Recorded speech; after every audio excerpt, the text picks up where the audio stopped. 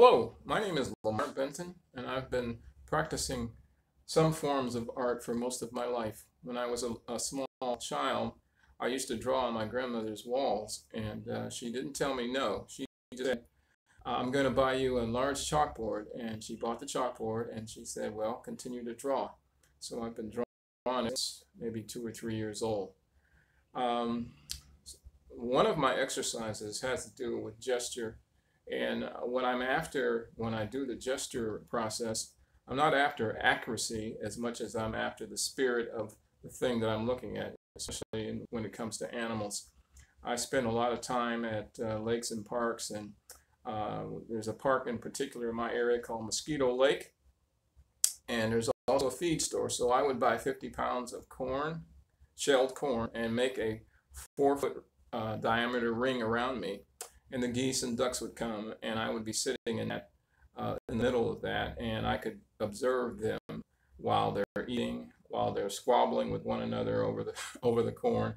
But anyway, I'm going to do just a few things, mostly from memory, but I'm not going to be after accuracy. I'm more after what the animal is doing, in this case, goose or duck, and the spirit of it. And it's a lively process, and it's loose. So I'm going to start right now.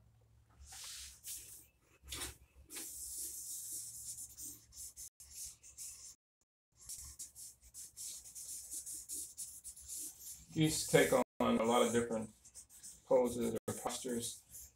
Uh,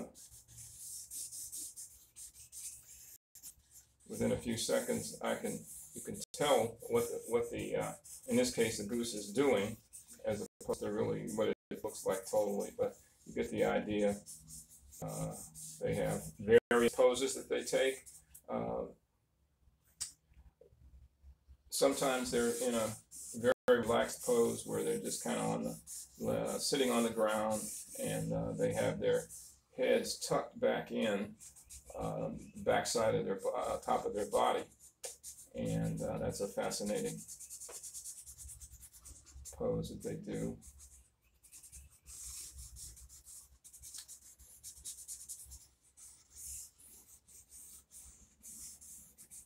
And I'm not doing detail, I'm just trying to get the spirit of the thing.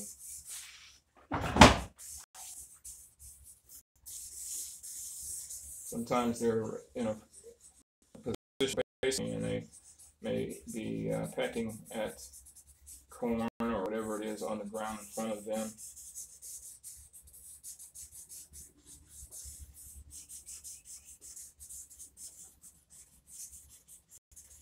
Sometimes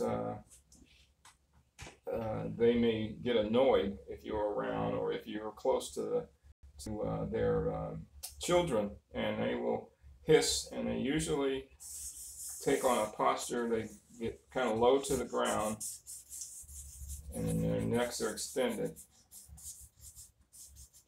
and they they will come after you if you get too close.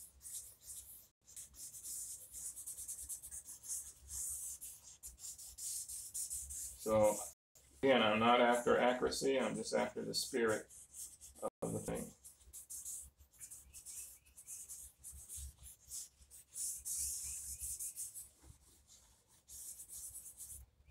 When we were born, as Picasso is famous, one of his famous quotes is that when a child is born, he or she is born as an artist. The problem is how to maintain that artistry, or continue to be an artist once you grow into an adult. And unfortunately, because of the way our training is, many of us lose or don't even use the God-given creativity that we have, not only drawing, but a lot of different areas in life.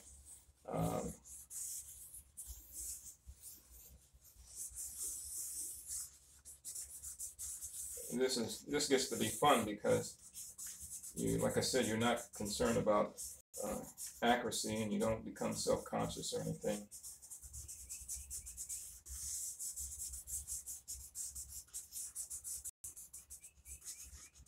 I also go to the racetrack in my area, and I really love horses. the racetrack I'm referring to is in Austintown, Ohio. It's called Hollywood Racino, but there's also gambling there. But there's also a really, really nice racetrack that they installed a few years back. But I'll stand in the paddock area, and the horses are coming out before they get saddled. They're doing some exercises, and so you get a chance to see the horses up close. So sometimes you get a back view. Uh,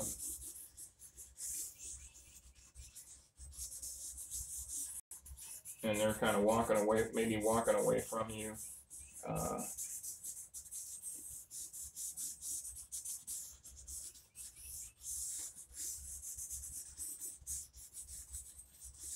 and it's just a lot of fun because you have to move fast, capture them. They're moving, they're not standing still. So naturally, you got to have a methodology that captures their movements or whatever really fast. And again, you can study anatomy of horses and to get them, exactly right or anything like that. But again, what I'm after is the spirit. What's going on? What's the animal or object doing? Sometimes there's a jockey on the horse also, and usually their boots are in the stirrups.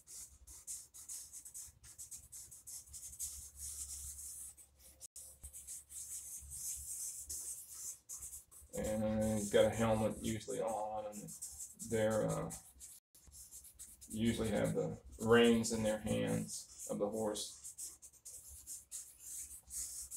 And a lot of times they're after they've mounted, they're walking to the racetrack itself.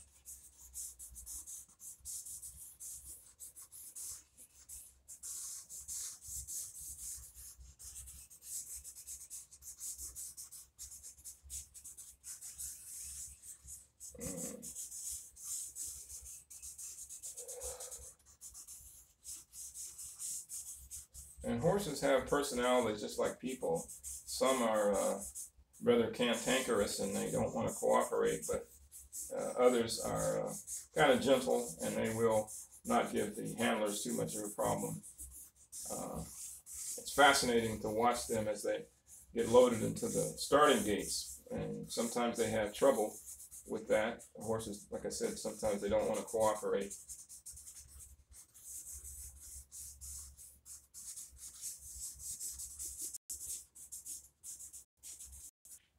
This up here, I'm going to do maybe a side view of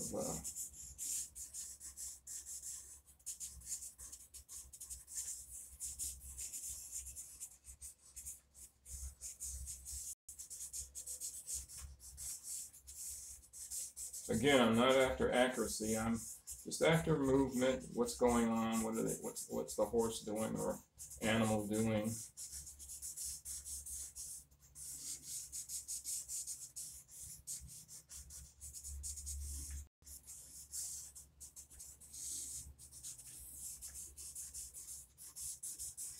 And let's see, I'll put the tail here.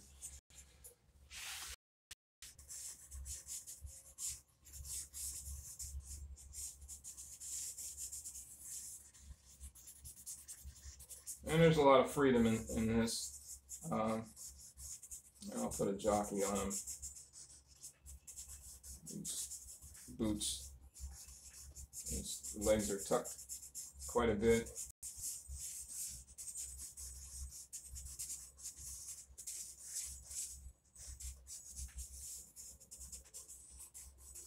It's amazing how small jockeys are, and those horses are powerful animals, and they're moving extremely fast.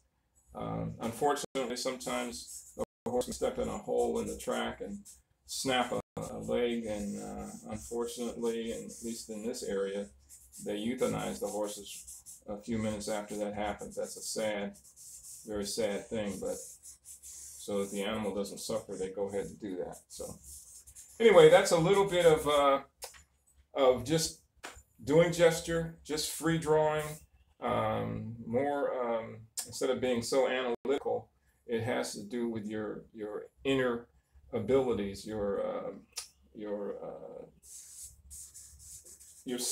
you're searching actually for the image rather than trying to uh, reproduce a camera image. So anyway, that's it. Hope you enjoyed that.